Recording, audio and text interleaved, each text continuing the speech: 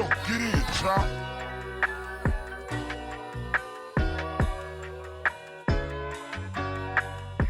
I'm a bit self-aware, sometimes it's fucked up, but life is gonna lie, so I ain't gonna slow up. I'm on a mission to change the face of mental health, kicking knowledge to my people, cause you know that health is wealth. It's your lucky day, cause you tuned into the greatest. Out here striving to survive, sometimes we fake it till we make it. If your mental health is slipping, then please don't touch that dial.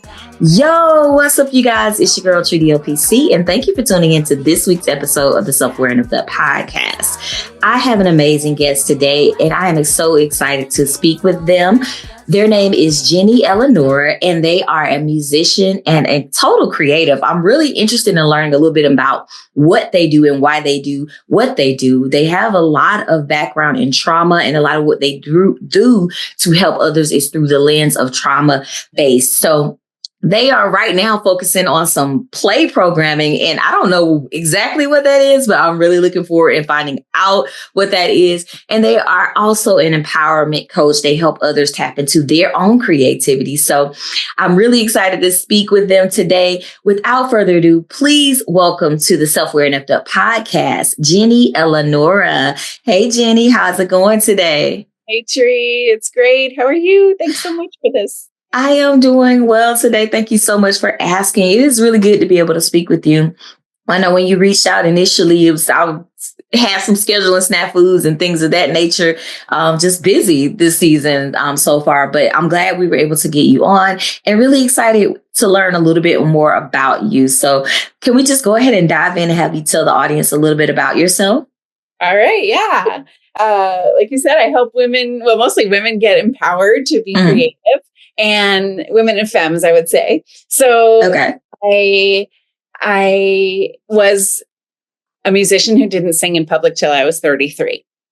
Oh. Due to various, life's traumas and cultural stuff, silencing and stifling of the voice, in my case of my singing voice, and eventually taking that in and stifling it myself. So that's how I got into this now, because when I was 33, I got support to finally sing in public, which I had always dreamed of doing. And then by the time I was 50, a few years ago, I had put out my first solo project. I had really kind of fulfilled my own creative dreams at that point. And it just sort of organically opened up into Grow Your Whole Voice, which is about helping people, especially women and femmes, get creatively empowered, get to fulfill their own creative dreams and tap into the power and energies of play and creativity that help to balance out stuff in our lives and help to also heal the traumas that we all face. So gotcha. That's me in a nutshell. Okay. I love that. Hearing you kind of have to work through something like that at 33, and 33 is still pretty young, but I do understand, like, in the context of your whole life, that is a lot to not be able to use your voice for that longer period of time. What helped you in those moments, like, to finally find your voice and be able to express yourself? Yeah, the first thing was a friend who just, I don't even know why I did it. Like I had not been in the habit of sharing anything creative throughout my adult life with anything that I had created. So I just randomly said to somebody one day, "Oh yeah, I have a song I just wrote." And they lit up. They were a musician, which I wasn't fully aware of, I don't think, at the time.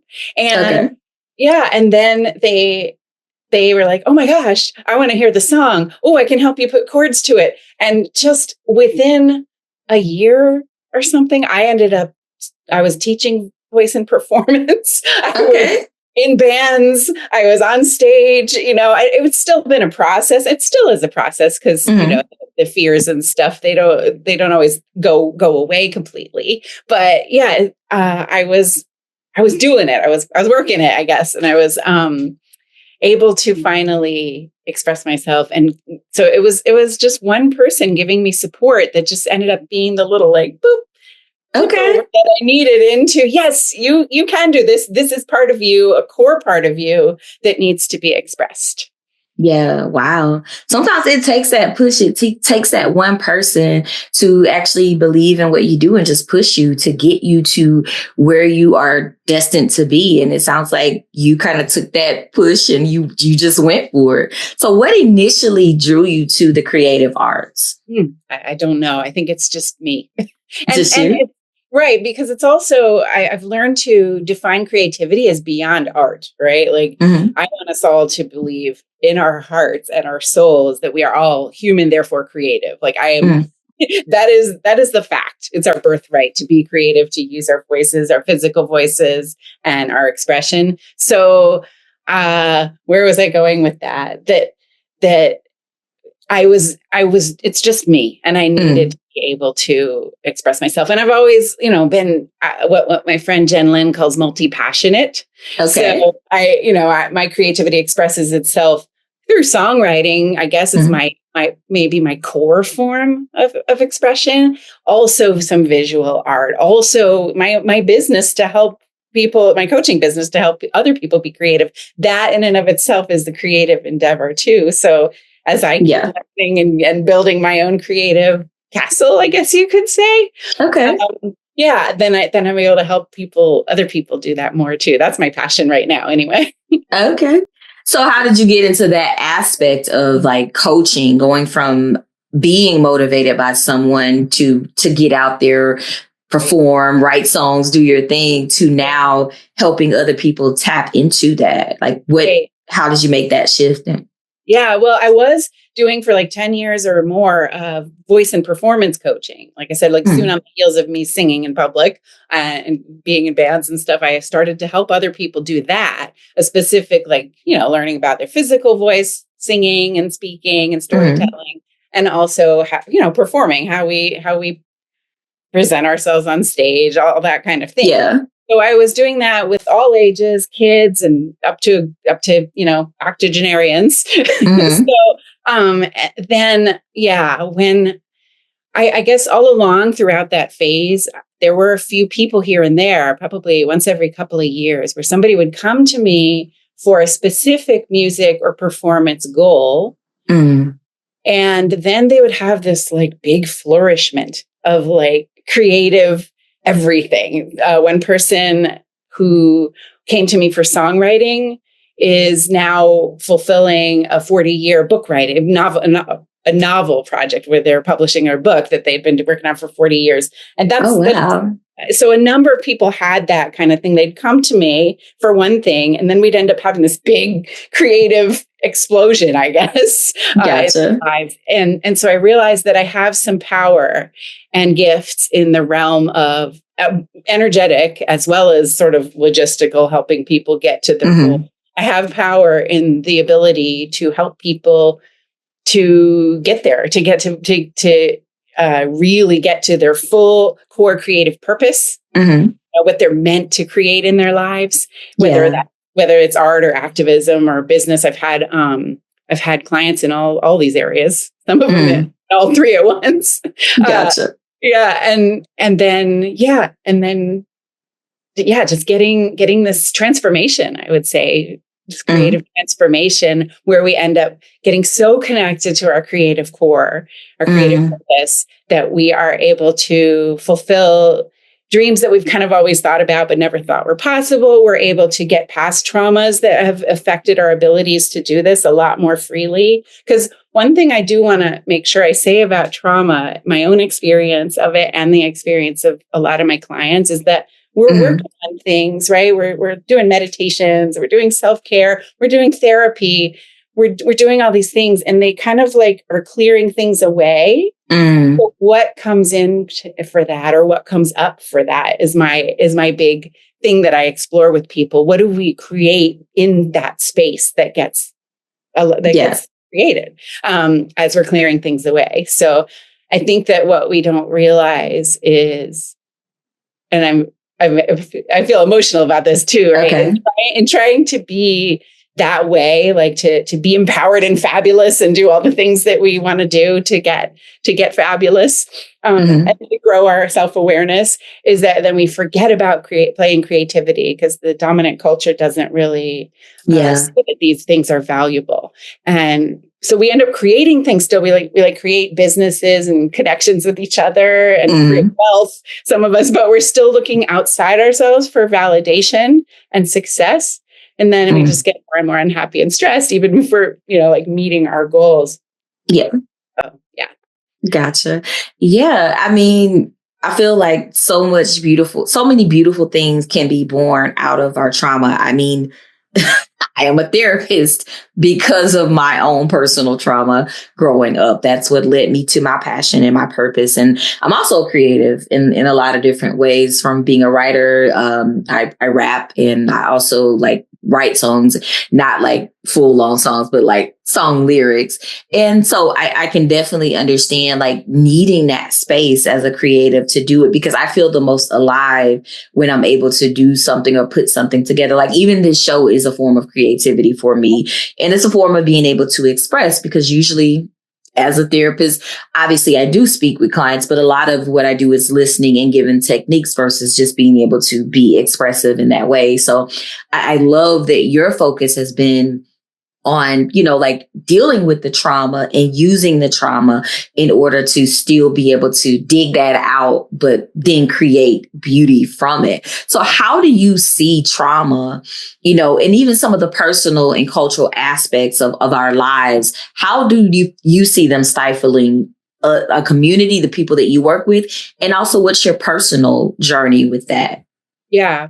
Oh, if I could start with the personal. Okay. That would be. We can do that. My brain will do that. My brain will do it that way best, probably.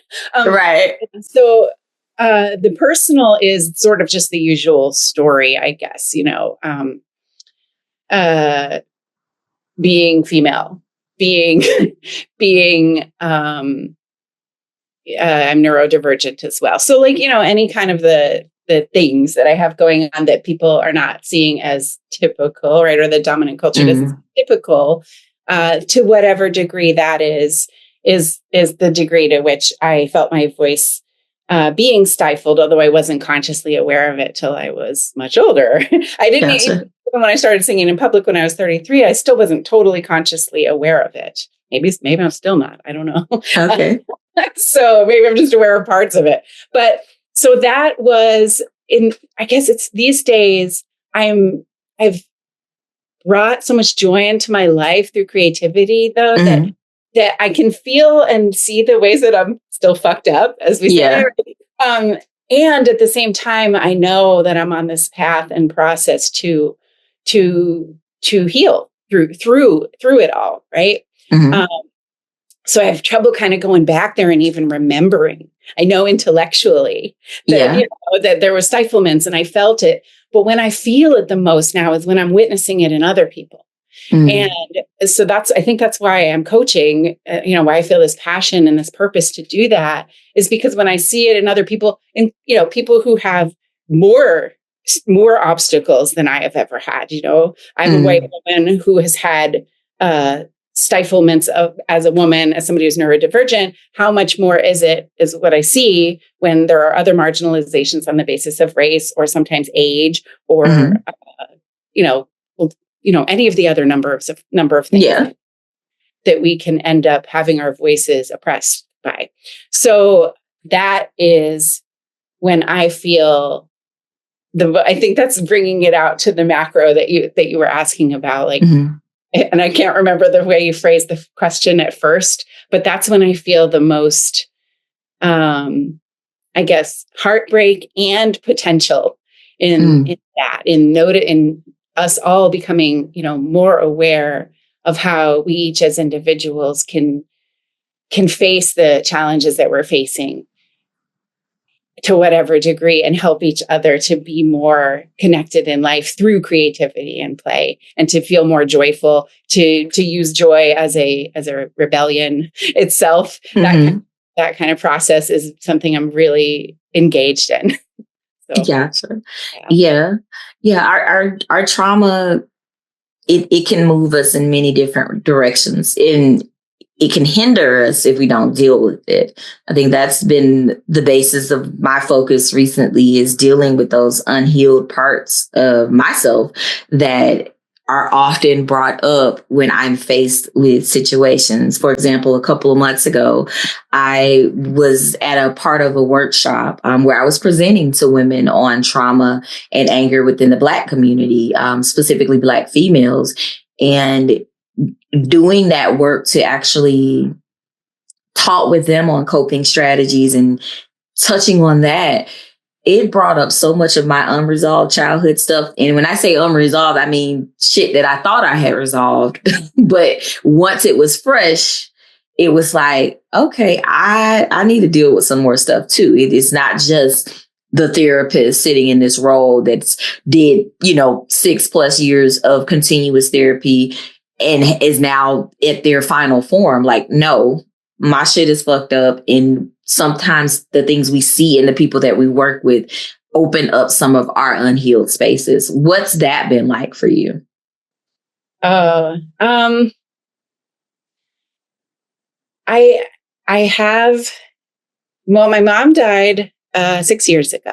And through that process, I learned how to grieve and how to process grief. So yeah, when I'm witnessing people in their spaces that also kind of like resonate or vibrate along with my own traumas, I am able to kind of like feel through it. And, and that we also help hold it as well, help hold grief for others. So I guess that's another reason that I'm good with this work and helping people be creative, because a lot of it entails getting, dealing with our, feeling through our grief and moving past fears, etc.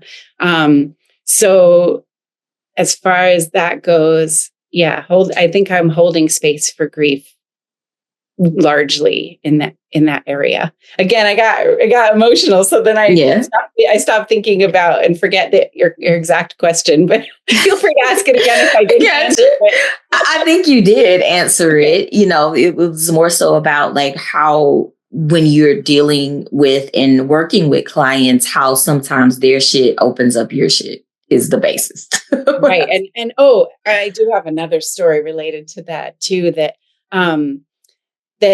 we, in the end, we all share the shit energetically.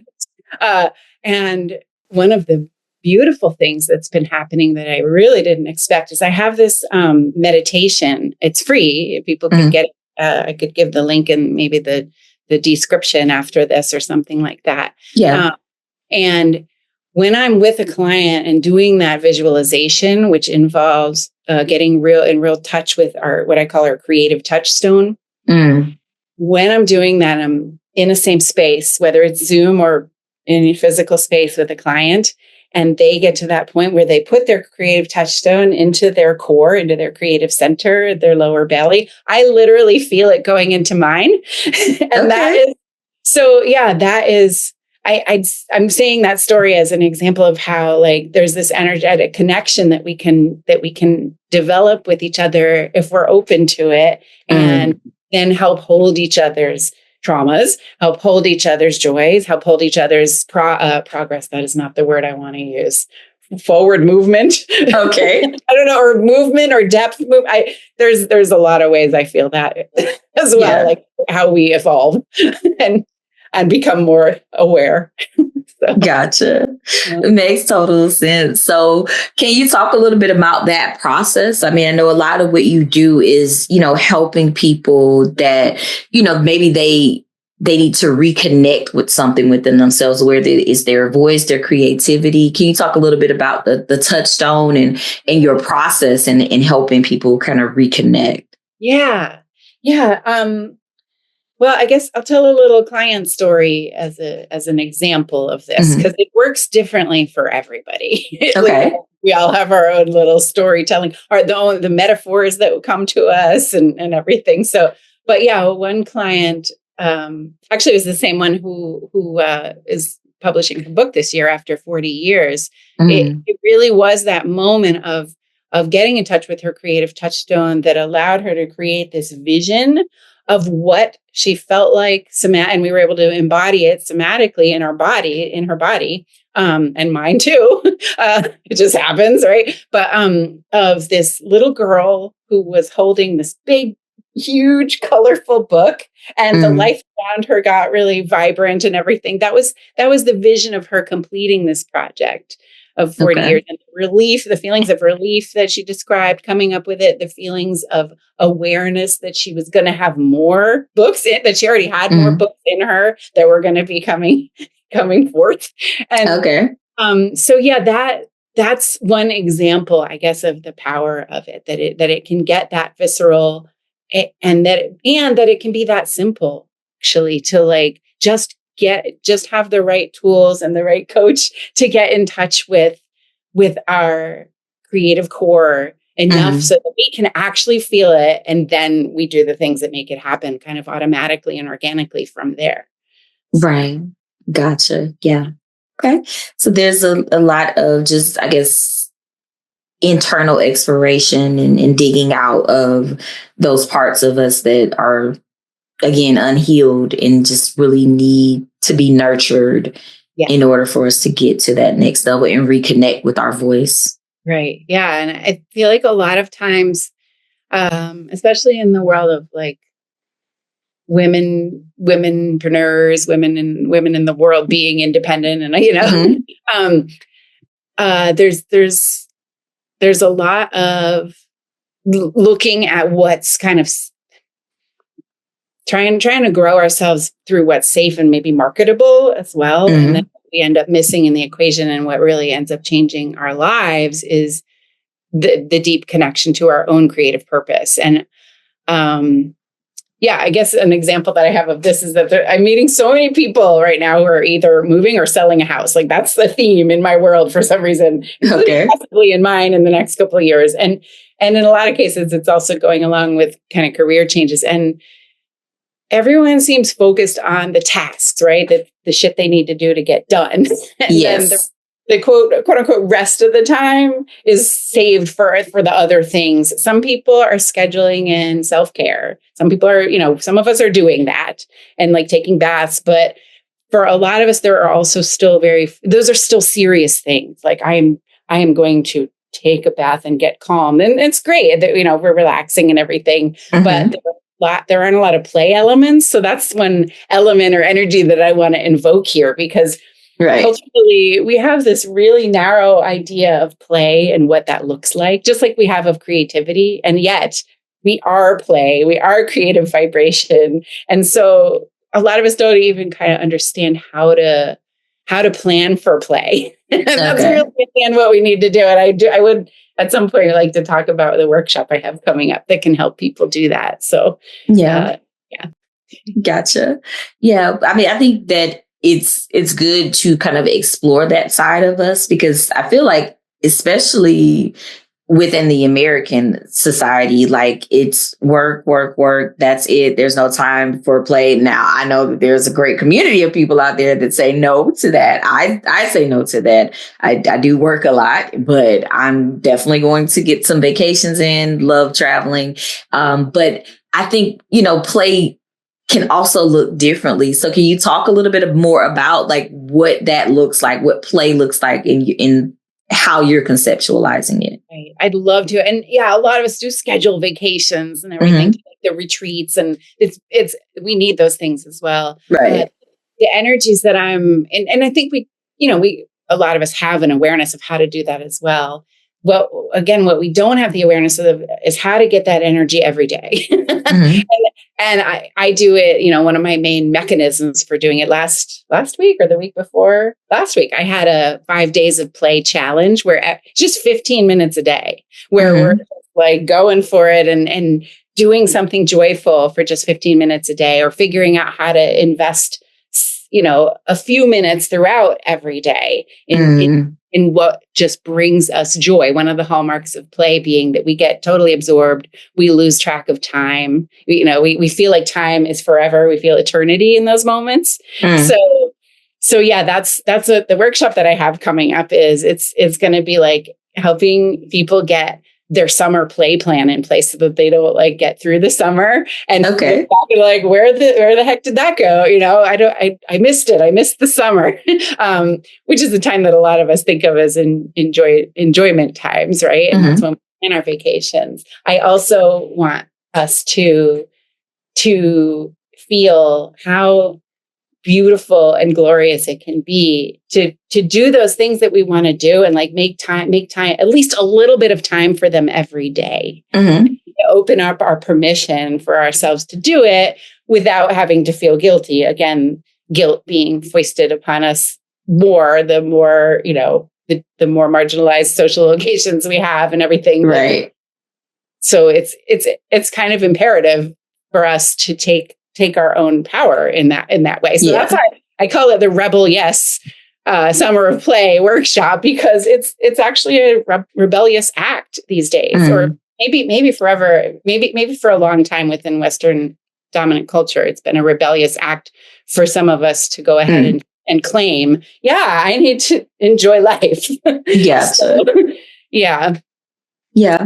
I think we've been programmed to not enjoy life. We've been programmed from, like, if you really think about it, going back to elementary school, we've been programmed to be on task and to be at this place by this time and always have something to do. You got bells telling you when to go to your next class. And then this model obviously is also used in factory work. So it's kind of like it's teaching you to always stay in line, always be present for your job or your kids or whatever, and to not necessarily show up for yourself. And so I love that idea of like incorporating play into just your day-to-day life, and knowing that it can look different for anyone. Yeah, that's one thing I've been finding in my research. There's Stuart Brown of the National Institutes for Play. There's a little bit of sort of cultural bias within his work, but however, the principles of like what we are as humans remain, kind of he and that organization are bringing them out. And one of the things that is true is that we all have sort of play preferences, like the ways that we prefer to play, some of which are not named with it as play within our society. For example, like I sometimes play around with creating a spreadsheet. I enjoy that. I get absorbed. I lose track of time. I have all the hallmarks of play, but I'm doing something that nobody thinks of as play. Yeah. But it is. If it is for you, it is play. Right. And then they also have this quiz about the play personality, right? What kind of play personalities we have. And that's fascinating to me as well, too. And that's something that we'll delve into in the workshop is because then once we kind of know ourselves, what our preferences are, what our play personality is, then we can go ahead and create the kinds of permission for ourselves to do the activities that we enjoy, that work for us, not those dictated by outside of us. And we can find other people who are aligned with our play personality, right? Like, so what I think of as an example to that a lot is that there's a play called rough and tumble play, right? Where you like basically, very physical kind of play. It's not a play personality that I have or a play preference I have, but I can imagine that a lot of adults who have that play preference don't get a lot of other people to want to play with them like that, especially if they're not guys. So, that's the kind of thing I'm kind of feeling into and developing resources around, is how to give people permission for themselves to go ahead and engage with any kind of play they want and find their people, which is easier now when we have online kind of stuff that we can make connections with to people outside of our local communities. So, yeah, absolutely. Yeah. There's a lot to be said for that. And I'll definitely make sure the information of how people can, connect with you is in the description so that they can learn more about that. But I want to switch gears a little bit. And I want to know, how do you personally connect with the idea of being self-aware and fucked up? What does that mean to you, and what does it look like in your life? Yeah. Every day I have huge racking self-doubt. Every single day I have anxiety that comes up. to one degree or another. I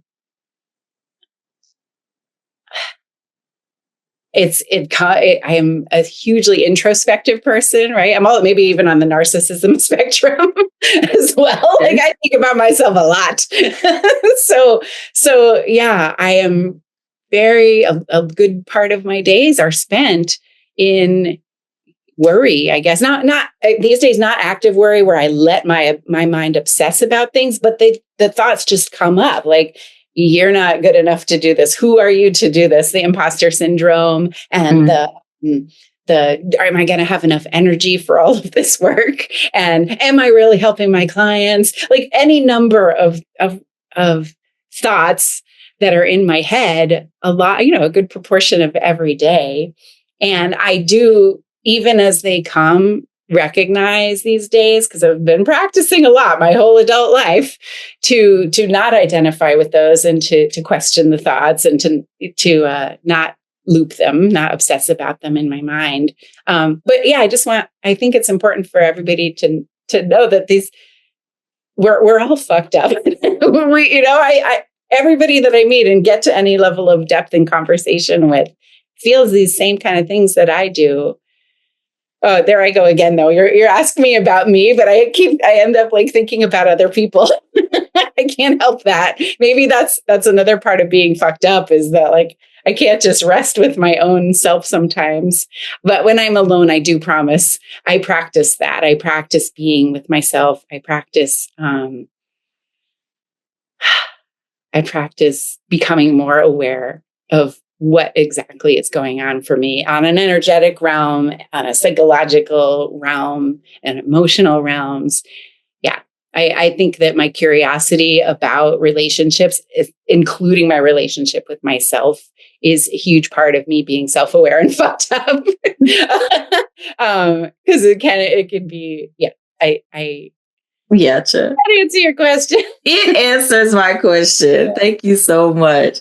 I really appreciate your honesty and allowing yourself, even when you went to the left, pulling yourself back. So I definitely appreciate it, because people struggle with that question so much on this show, because it's hard to not intellectualize it, like we were talking about in the pre-show. But how can people connect with you if they want to participate in your workshops or book you as a coach, or just connect with you and follow your journey?